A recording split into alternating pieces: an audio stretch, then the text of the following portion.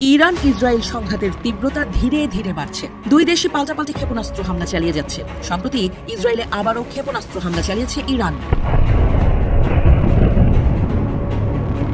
যুদ্ধের শেষ মুহূর্তে ইসরায়েলকে বড় শিক্ষা দিয়ে দিল ইরান। 6 দফায় একটানা মিসাইল ছুড়েছে তেহরান।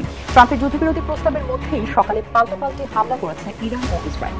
এতে ইসরায়েলের 3 জন নিহত হয়েছে। এ যেন বিশ্বকাপ জয়ের উল্লাস ইরানিদের, এ যেন তার চেয়েও বেশি, এ যেন গৌরবের আর মার্কিন আধিপত্যবাদকে বৃদ্ধাঙ্গুলি দেখানোর উল্লাস। আপনার কাতারে অবস্থিত যে মার্কিন সামরিক ঘাঁটি, সেই সামরিক ঘাঁটিকে উড়ানোর পর সবাই যেখানে ভয় পাচ্ছিল সেখানে ইরান নতুন ইতিহাস তৈরি করেছে।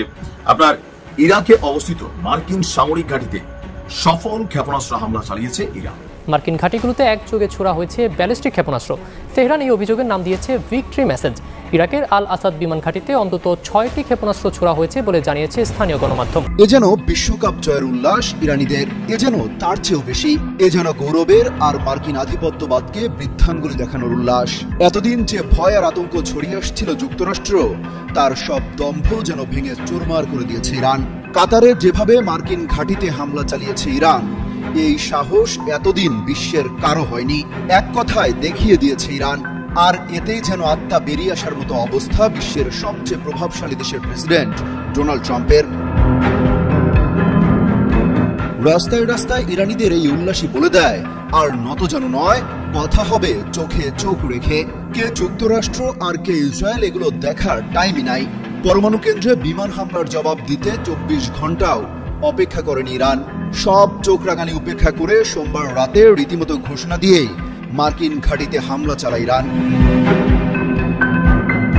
সেই হামলার প্রতিশোধ নেওয়া তো দূরের কথা, তড়িঘড়ি করে যুদ্ধবিরতির ঘোষণা দিয়ে বসেন মার্কিন প্রেসিডেন্ট ডোনাল্ড ট্রাম্প।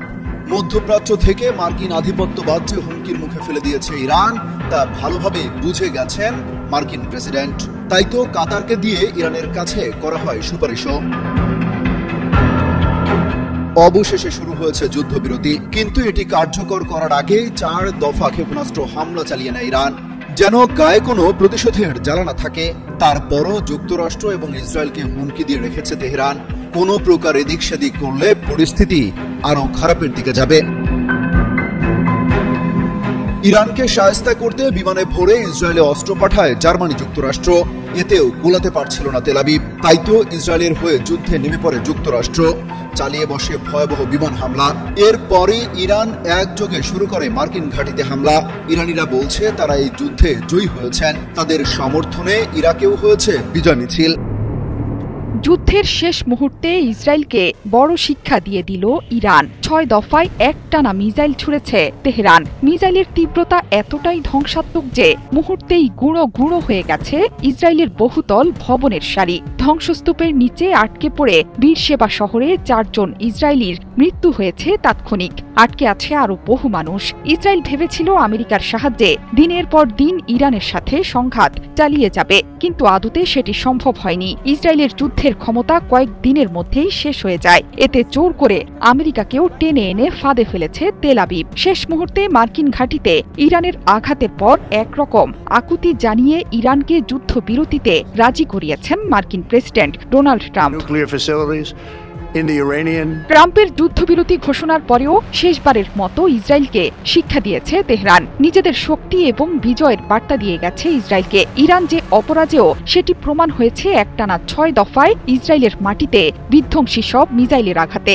ইসরায়েলের ফায়ার অ্যান্ড রেস্কিউ বিভাগ বলছে দেশটির দক্ষিণাঞ্চলে অন্তত 4 জন নিহত হয়েছেন, আহত হয়েছেন বহু মানুষ। ক্ষতিগ্রস্ত ভবনে এখনো আটকে পড়ে আছেন অনেকেই, যা ইসরায়েলের জন্য অকল্পনীয় ক্ষতির সমতুল্য। মিসাইলের শব্দ শুনে আশ্রয় কেন্দ্রের দিকে ছুটেছেন হাজার হাজার ইসরায়েলি। ঘটনাস্থলের বর্ণনা দিয়েছে ইসরায়েলের জরুরি সেবাদানকারী সংস্থা ম্যাগেন ডেভিড আদম। তারা জানিয়েছে ইরানের মিসাইলের আঘাতে একাধিক ভবন ব্যাপকভাবে ধ্বংস হয়ে গেছে। আহতদের উদ্ধার করে তাৎক্ষণিক সেবা কেন্দ্রে পাঠানো হয়েছে। ধ্বংসস্তূপের নিচে কেউ আটকা পড়ে আছেন কিনা সেটিও দেখছে কর্তৃপক্ষ।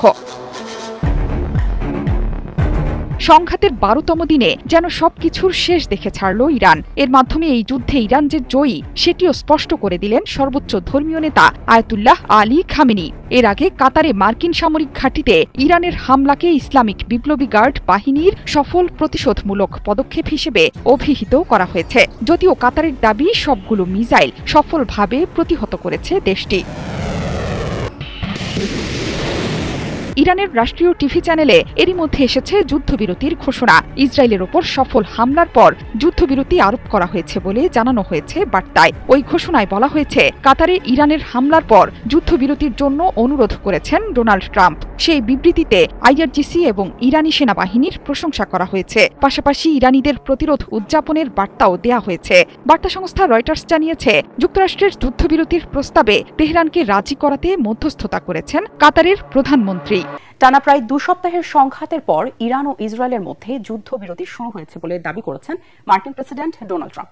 আন্তর্জাতিক বিভিন্ন সংবাদ মাধ্যমে এই তথ্য জানানো হলেও ইরান ও ইসরায়েলে এই সম্মতির বিষয়ে আনুষ্ঠানিক কোনো তথ্য দেয়নি। যুদ্ধবিরতির সময় এবং শর্ত নিয়েও রয়েছে বিভ্রান্তি। এর আগে যুদ্ধবিরতির এই প্রস্তাবকে ট্রাম্পের নতুন চাল ও প্রতারণা বলে দাবি করেছে ইরান। ট্রাম্পের যুদ্ধবিরতির প্রস্তাবের মধ্যেই সকালে পাল্টাপাল্টি হামলা করেছে ইরান ও ইসরায়েল। এতে ইসরায়েলে 3 জন নিহত হয়েছে। বিস্তারিত শরীফুল ইসলামের প্রতিবেদনে।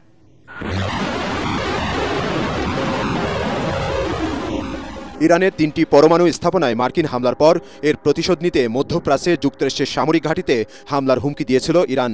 ইরানের সর্বোচ্চ ধর্মীয় নেতা আয়াতুল্লাহ আলী খামেনির যেই কথা সেই কাজ।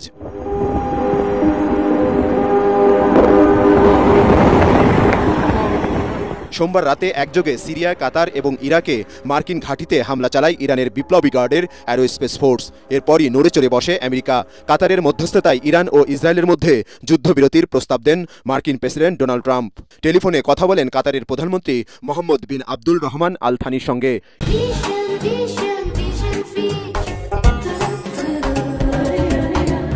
ইসরায়েল যুদ্ধবিরতিতে সম্মত হয়েছে উল্লেখ করে ইরানকে রাজি করাতে কাতারের প্রধানমন্ত্রী সহায়তা চান তিনি। পরে সামাজিক যোগাযোগ মাধ্যমে এক ঘোষণায় ট্রাম্প বলেন, ইসরায়েল ইরান উভয় পক্ষ সম্পূর্ণরূপে যুদ্ধবিরতিতে রাজি হয়েছে। দুদেশকে এখন আর পাল্টাপাল্টি হামলা না করার অনুরোধ জানান রিপাবলিকান এই নেতা। Israel and Iran had agreed to a ceasefire to be phased in. President Donald Trump Israel ও ইরানের 24 ঘন্টার মধ্যে একটি যুদ্ধবিরতি কার্যকরের প্রস্তাব দিয়েছেন। তিনি বলেছেন, এর মধ্যে ইসরায়েল ও ইরান যুদ্ধবিরতি কার্যকর শুরু করেছে, তবে ইরান ও ইসরায়েলের পক্ষে আনুষ্ঠানিক কোনো তথ্য জানানো হয়নি। ইরানের রাষ্ট্রীয় টেলিভিশন ইসরায়েল ইরান যুদ্ধবিরতিতে একমত হওয়ার খবর প্রকাশ করেছে, যা 24 ঘন্টার মধ্যে কার্যকর হতে পারে বলে জানানো হয় সংবাদ মাধ্যমটির খবরে। 1 ঘন্টা আগে ট্রাম্প দাবি করেছেন, ইহুদিবাদী শাসনের বিরুদ্ধে আমাদের দেশের উপর চাপানো যুদ্ধের মধ্যে অস্ত্রবিরতি শুরু হয়েছে, তবে এ ব্যাপারে আনুষ্ঠানিক কোনো চুক্তি হয়নি। প্রেসিডেন্ট ডোনাল্ড ট্রাম্পের যুদ্ধবিরতির প্রস্তাব নতুন প্রতারণা এবং আরেকটি রাজনৈতিক কৌশল বলে দাবি করেছে ইরান। ইসরায়েল আগ্রাসন বন্ধ করলে ইরানও হামলা চালাবে না বলে জানিয়েছেন পররাষ্ট্রমন্ত্রী আব্বাস আরাঘসি।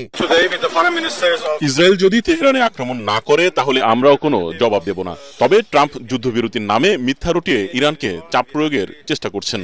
তার লক্ষ্য হচ্ছে ইরানি জনগণ ও সরকার পক্ষের মধ্যে বিভেদ সৃষ্টি করা এবং অভ্যন্তরীণ অস্থিরতা উস্কে দেয়া। ট্রাম্পের ঘোষণার পর ইরান ও ইসরায়েলকে যুদ্ধবিরতি বাস্তবায়নের আহ্বান জানান অস্ট্রেলিয়ার প্রধানমন্ত্রী। আমরা মনে করি সংলাপ ও কূটনীতি যে কোনো উত্তেজনা কমাতে পারে। প্রেসিডেন্ট ট্রাম্পের যুদ্ধবিরতির উদ্যোগকে আমরা স্বাগত জানাই। ইসরায়েল ইরানকে এটি কার্যকরের অনুরোধ জানাচ্ছি।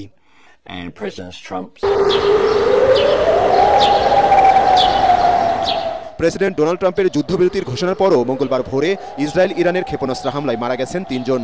দক্ষিণ ইসরায়েলের বীরশেবা শহরে একটি আবাসিক ভবনে ইরানের ক্ষেপণাস্ত্র হামলায় ব্যাপক ক্ষয়ক্ষতি হয়। পাল্টা হামলা চালায় ইসরায়েলি বাহিনীও।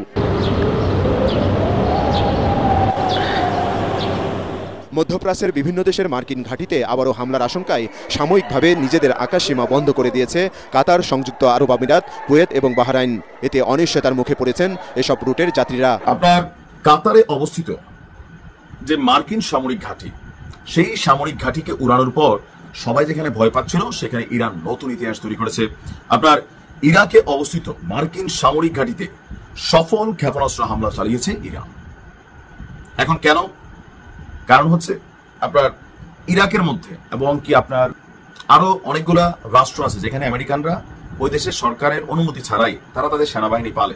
কেন পালে? ওই দেশের তেল, গ্যাস, খনিজ যে বিরল সম্পদ ওরকম অনেক জিনিস তাদের দরকার, আর এগুলাকে তারা সেখান থেকে আরোহণ বা উত্তোলন করে।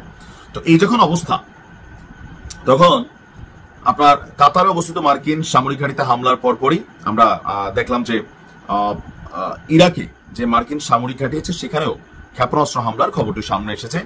আর ইরানের বিপ্লবী গার্ড বাহিনীর সাথে সম্পৃক্ত আধা সরকারি বার্তা সংস্থা তাসনিম নিউজ এই তথ্য দিচ্ছে। সংবাদদাতাটি বলছে আপনার বিশরাত ফাতেহ এবং ইয়াআবা আব্দুল্লাহ নামক যে স্পেশাল ভার্সনের ইরানের ক্ষেপণাস্ত্রগুলো আছে সেগুলাই ইরান আপনার ছড়েছিল। এসব হামলায় একাধিক ওয়ারহেড অথবা ক্ষেপণাস্ত্র বহনে সক্ষম এরকম খাইবার ক্ষেপণাস্ত্র নিক্ষেপ করা হয়েছে, মানে পরমাণু বোমা সহ মারা যাবে বা একের ভিতরে অধিক ক্লাস্টার অথবা আরো যে মেশিনারিজ গুলো আছে শর্টকাটে ওইগুলা ব্যবহার করা যাবে এমন ক্ষেপণাস্ত্র কিন্তু ছড়িয়ে দিয়েছে। এখন ক্ষয়ক্ষতির পরিমাণ এটা আপাতত আমি যখন নিউজটি করছি তখন ওই তথ্য আসেনি, তবে মতান্তরে কেউ বলছেন আমেরিকার মার্কিন সেনাবাহিনীর কোনো সদস্য আসলে মারা যায় না, তাদের বেস টেস্ট যেগুলো আছে এগুলো ক্ষতিগ্রস্ত হয়েছে অথবা আপনার আরো ভিন্নতা আসছে। এখন ইরান কি থেমে যাবে নাকি না দুইটা মাইরা বলে তোমরা একটা মারছো আমরা দুইটা মারছি পাল্টা জবাব দিলাম, তো যুদ্ধটা এখানে থামানোর জন্য না। ইরান বলতেছে ভাই লড়াই করতে নামছি, এবার কিন্তু থামবো না। ডায়লগুলো দেখেন না গণমাধ্যমে যে আসে, ইসলামের জন্য লড়াই করছি, আর আমরা তো বৈশাখ পাটফারি করতেছি, মিশা কথা কইতেছি, সিটিং করতেছি, কিন্তু যারা এগুলোর জন্য দিনরাত খাটতেছে তাদের অবস্থান কি? এটা একদম পারফেক্ট একটা সিদ্ধান্ত ছিল। তবে এই হামলার পরপরে আপনার মার্কিন যুক্তরাষ্ট্রের পক্ষ থেকে জাতীয় নিরাপত্তা পরিষদের, তারপরে আমি যখন নিউজটি করছি মাত্র 1 ঘন্টা আগে উচ্চ পর্যায়ের প্রতিনিধিদের আমেরিকার বৈঠক হচ্ছে। কেন? যে ইরানকে থামাইতে হবে। আমরা এত বড় রাষ্ট্র, আমি একটা হাতির মতন রাষ্ট্র, আমি একটা কি বলা হয় যে একটা ওই বিলের কাছে হার মানবো, অনেক একটা ফিলিংস আছে না আছে, সেইটাকেই কাজে লাগাচ্ছে ইরান। কারণ জনগণ তাদের পক্ষে আছে বিশ্বব্যাপী। এই তো মাত্র শুরু, খেলা অনেক বাকি আছে। ইরান বলছিল যে ভাই তোমাদের সাথে আমাদের ঝগড়া আছে না, তো তোমরা তার পক্ষ নিয়ে কেন আসতেছো? এটা আমাদের ডিউটি। আচ্ছা তাহলে মেশিনারিজ দিবা? হ্যাঁ, কত ঠিক আছে, তুমিও খাও। একদম জায়গা মতো দিছে। আরো 2-4-10টা গাড়িতে ইরানের ভালোবাসা দেওয়া উচিত, থাকে না? তো ইনশাল্লাহ আরো ভালো কিছু হবে।